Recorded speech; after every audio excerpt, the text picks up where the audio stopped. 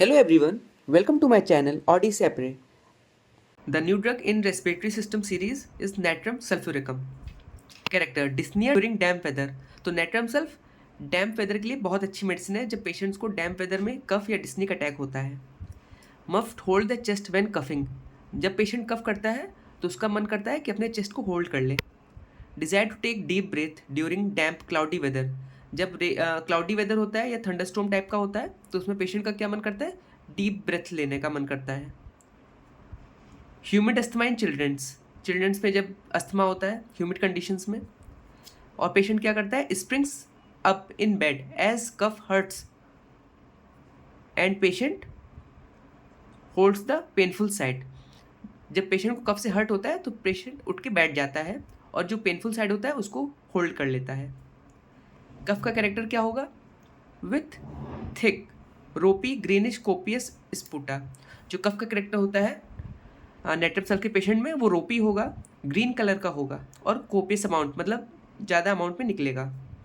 Sensation कैसा होता है, all gone sensation in the chest. Patient को ऑल गॉन सेंसेशन मतलब उसको चेस्ट पूरा खाली खाली लगता है. पेन का कैरेक्टर दो through the lower left chest. Patient का पेन कैसे होता है, लोअर लेफ्ट चेस्ट में पेन होगा पेशेंट के. Great soreness of chest during cough. तो पेशेंट बार बार कफ करेगा तो उसे ग्रेट सोरनेस लगेगा चेस्ट में. साइकोटिक निमोनिया के लिए भी नेट्रम सल्फ अच्छी मेडिसिन है.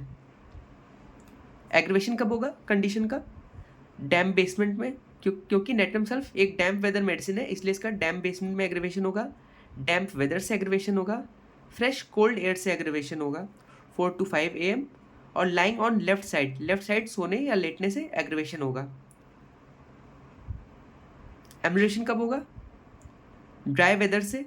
ठीक इसका अपोजिट, इसमें डैम्प वेदर से एग्रीवेशन था तो एम्युलेशन ड्राई वेदर से होगा. चेंजिंग पोजीशन से एम्युलेशन होगा, प्रेशर से होगा, सिटिंग अप से होगा. Our next important medicine is antimonium tart. Character asphyxia mechanical as apparent death from drowning. तो उसको एस्फेक्सिया होगा मैकेनिकल कंडीशन, जैसे अगर कोई आदमी डूब रहा है उस टाइम पे उसको जो सफोकेशन फीलिंग होती है वैसा ही पेशेंट फील करेगा. एस्फेक्सिया और क्यों फील होगा, from mucus in the bronchi. उसके ब्रोंकस में पूरा म्यूकस फील्ड है इसलिए उसको पेशेंट को asphyxia difficulty in breathing feel होगा. With drowsiness and coma.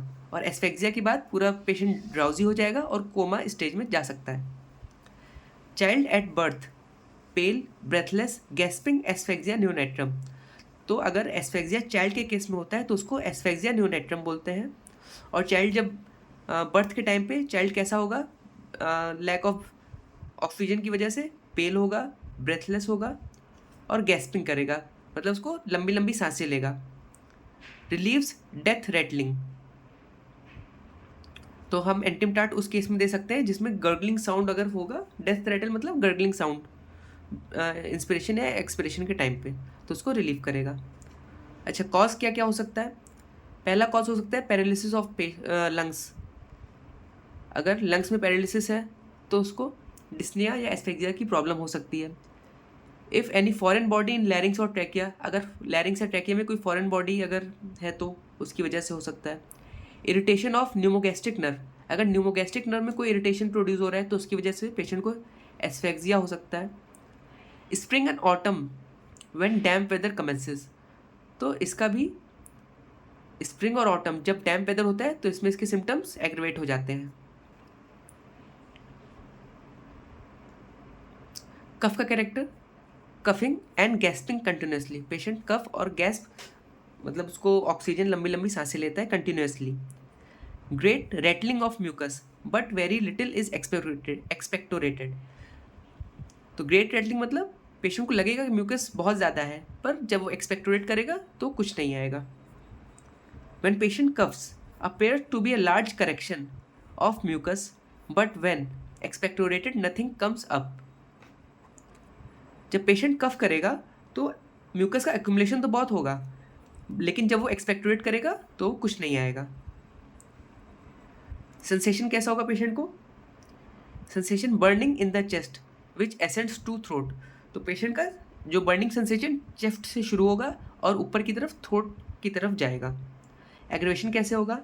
Damp weather में होगा, कोल्ड में होगा, नाइट में होगा, वार्म रूम से होगा। एम्यूलेशन पेशेंट का कैसे होगा? इरेक्टेशन से होगा। लाइंग ऑन राइट साइड से पेशेंट की कंडीशन में एम्यूलेशन होगा, और सिटिंग एरेक्ट से। Stay tuned for more such videos and please like, share and subscribe the channel.